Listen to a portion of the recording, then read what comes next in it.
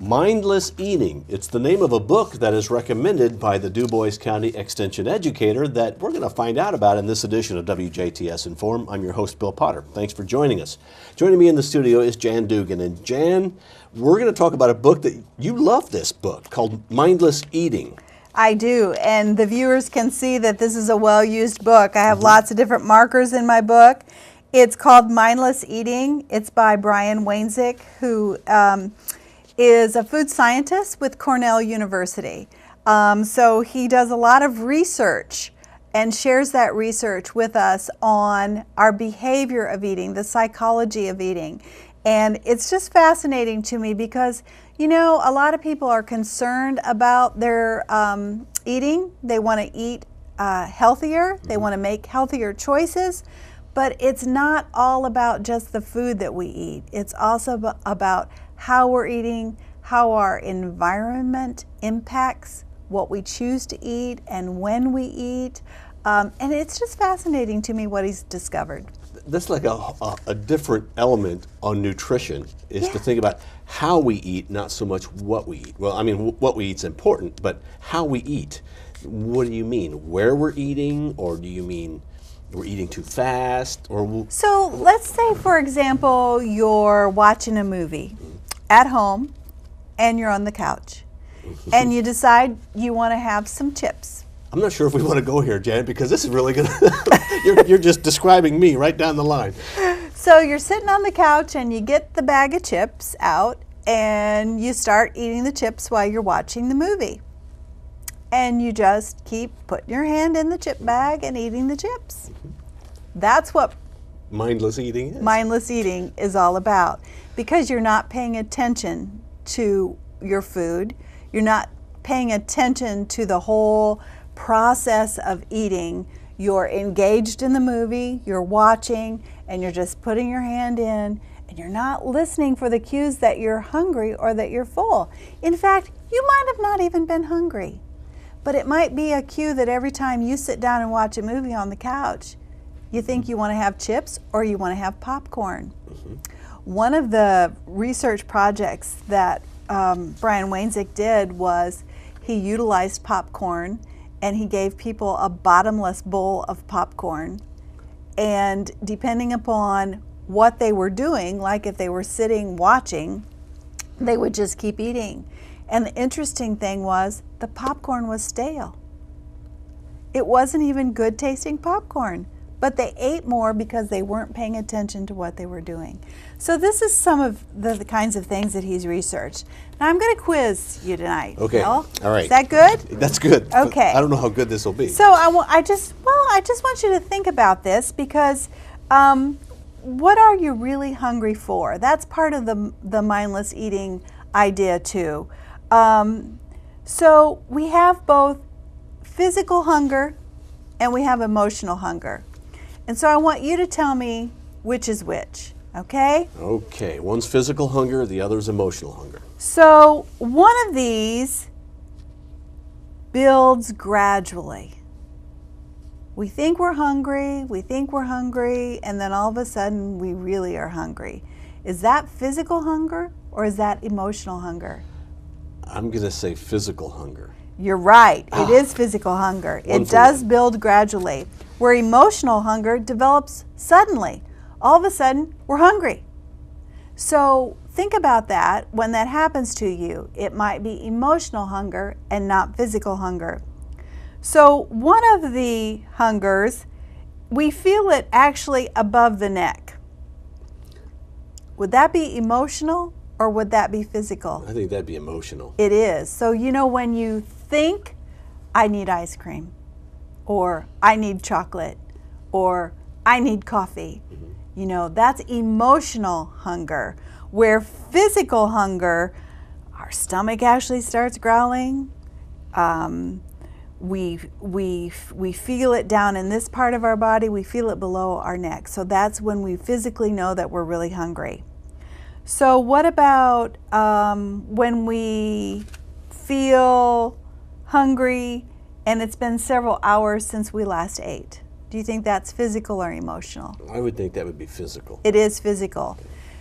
Emotional hunger doesn't seem to have a clock. It can happen anytime. We could have just eaten a wonderful dinner or a great breakfast, and then all of a sudden we think we're hungry again. One of these hungers, even after we eat, we still are hungry for something. Would that be emotional or physical? I'm going to say emotional, and I think I'm guilty of that. Yeah. Is it emotional? It is emotional. It is emotional. And it's because that we're not physically hungry, we're emotionally hungry for something. So you know what? We might really just need a hug. We might not need that food. We might need to, have a conversation with someone. We might need activity. We might need to utilize our creativity in some way rather than eat. Okay? I just keep eating. Yeah. What about when we eat and we just feel guilty? We don't feel satisfied, we just keep on feeling guilty. Even more guilty after we've eaten something. Like, oh, I shouldn't have eaten that. That has to be emotional. It is. Okay. It's emotional. It's emotional. So, I guess my question to you is, was it really that Snickers bar you wanted, or did you really need a hug today? So I think it's something we need to think about, because in thinking about why we're eating helps us to control our eating.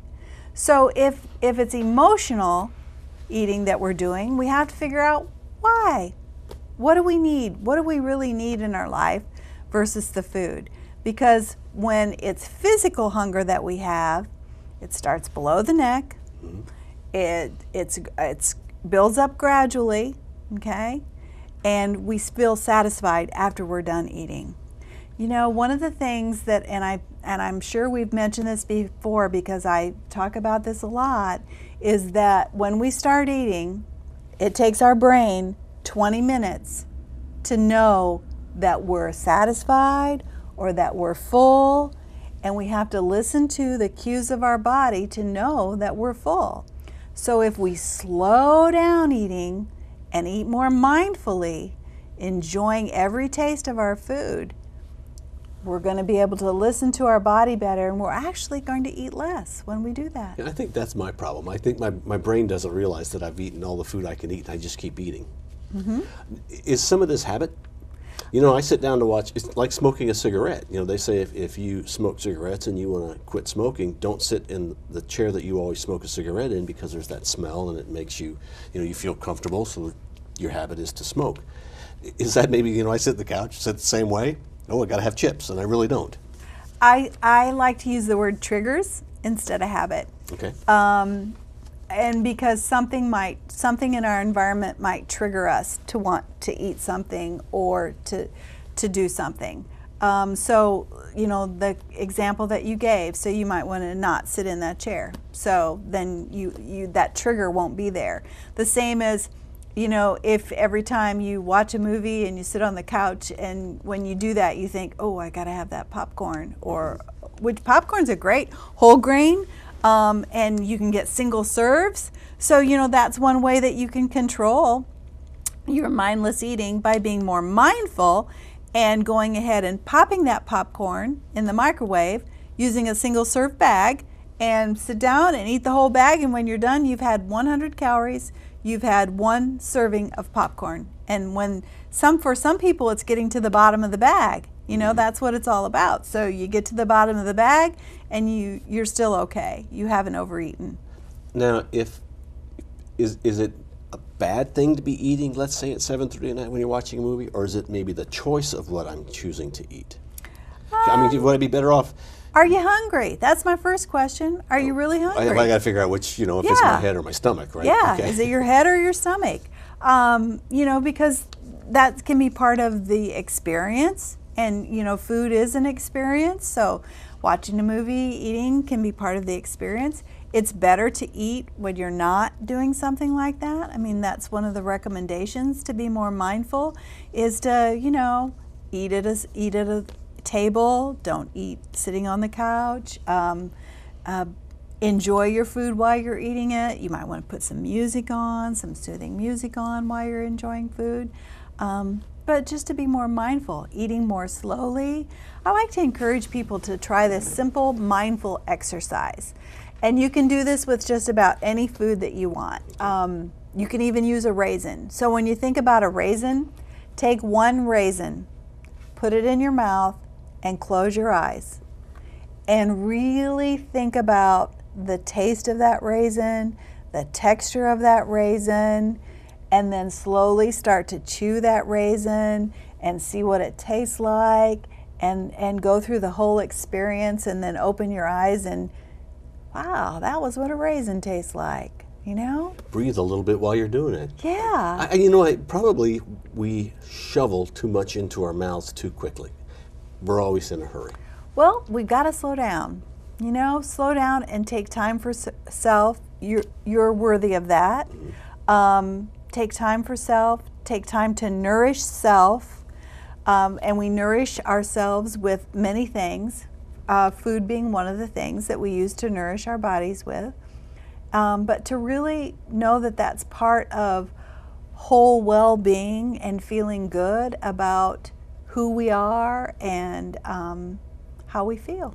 So we can eat better if we eat more mindful. Mm-hmm. Now I notice this book, you've got all kinds of little pink tabs. Yeah, Did you just I put those in do. for the show, or do you really have those tabs so that you can find quick references for things? There are a number of things in here that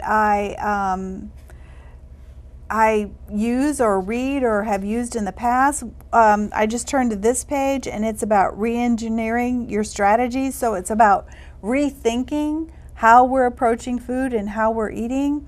And this particular one is about make overeating a hassle, not a habit, so make it harder to do. So this was an experiment that Dr. Wainzik did in an office. And what he did was, I don't know, maybe here at the station you guys have candy bowls. Do you have candy bowls? Mm-hmm. Yes. Well, not all the time, because they're usually empty. If we deconvenience those tempting foods, not have them in sight, we're going to eat less. Out of sight, out of mind. Out of sight, out of mind, right. Snacking only in a particular area, that also helps. Leave serving dishes in the kitchen or on a sideboard.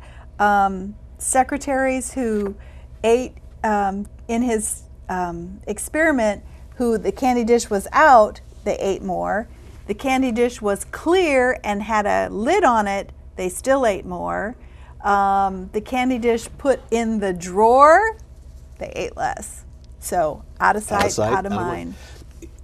Would it help folks if families sat more at a table and ate? I mean, I know that that's good for the family unit, but would it also help you to change your eating habits if you spent, I don't know how many families are able just to sit around a table anymore and eat a meal together. I think it's tough for families today with schedules that they have. It's very, very tough. You don't have to be sitting around a table to eat together. It would be great. That would be the optimum. If you eat in a restaurant, eating together is important. Yes, the research shows there's a number of benefits of family meals. Youth do better in school. Youth usually are less prone to attempt risky behaviors, so maybe less use of substances that we don't want the kids using. There's a number of families are stronger that eat together. It's just a family value that we hope families will want to instill. And kids learn so much at the table, not only about eating and nourishing self, but they also learn about communication. Mm-hmm. They also learn manners. They learn how to be patient and how to wait. There's just so many of those life skills that we learn at the dinner table. Well, we hope people learn more about mindful eating. Spend some time, and I like the example of eating a raisin one at a time and just slowly thinking about what you're actually eating and how it tastes. Because, too often we just take them, throw them all in our mouth, chew them, and we're going. Right. So slow down, eat mindfully. Slow down and eat mindfully. That's the advice from Jan Dougan. Thank you for watching WJTS in.form. We are local people watching local people.